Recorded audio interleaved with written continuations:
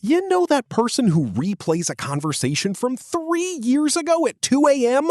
Who can't send a text without rereading it 4 times?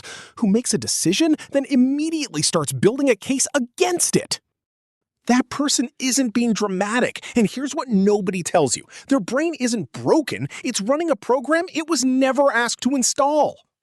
Because according to psychology, chronic overthinking isn't a habit. It's a neurological pattern, and what's driving it is a lot more specific than most people think. Let's start with the brain itself. Everyone has what neuroscientists call a default mode network, a system that activates when you're not focused on a task. For most people, it wanders. For overthinkers, it interrogates. It doesn't rest. It reviews, predicts, rewinds, and rehearses constantly. And here's where it gets interesting. Research shows that overthinkers don't just think more, they think differently. Their brains show significantly higher activity in regions linked to self-referential processing, the part that asks over and over, what does this mean for Lee? What could go wrong? What did that look like from the outside? It's not anxiety exactly. It's something more specific. Psychologists call it rumination, the tendency to get stuck in thought loops that feel productive but aren't going anywhere. You're not solving the problem, you're just living inside it. But wait, it gets weirder, because rumination is directly linked to intelligence. A 2015 study published in the journal Thinking and Reasoning found that people with higher verbal intelligence were significantly more likely to be chronic overthinkers. Their brains are simply capable of generating more scenarios, more outcomes, more what-ifs than average.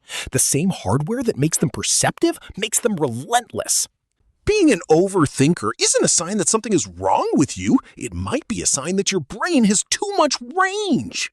But here's the thing nobody talks about. That range comes with a cost. Overthinkers are significantly more likely to experience decision fatigue, the mental exhaustion that comes from processing too many possibilities before choosing anything. A simple choice feels impossible, not because they're indecisive, but because they've already lived out every version of it in their head. Now here's the part that explains everything. Overthinking is almost always rooted in one thing, a very high sensitivity to uncertainty. The brain hates not knowing, and for overthinkers, that discomfort is turned up so loud that thinking, even repetitive circular thinking, feels like doing something about it. It feels like control. It isn't, but it feels like it, and that feeling is enough to keep the loop running. Here's something that sounds contradictory. Studies show that overthinkers are often better at anticipating problems, reading social situations, and understanding nuance than people who don't overthink. Their attention to detail, the same thing that keeps them up at night, is genuinely useful in the right context. They see what others miss. The problem isn't the seeing, it's that they can't turn it off. And let's be honest about the darker layer. For a lot of overthinkers, the loop isn't really about the thing they're thinking about. It's about a much older feeling that if they just think hard enough, they can make the world predictable, safe, controllable. The overthinking started somewhere as a strategy.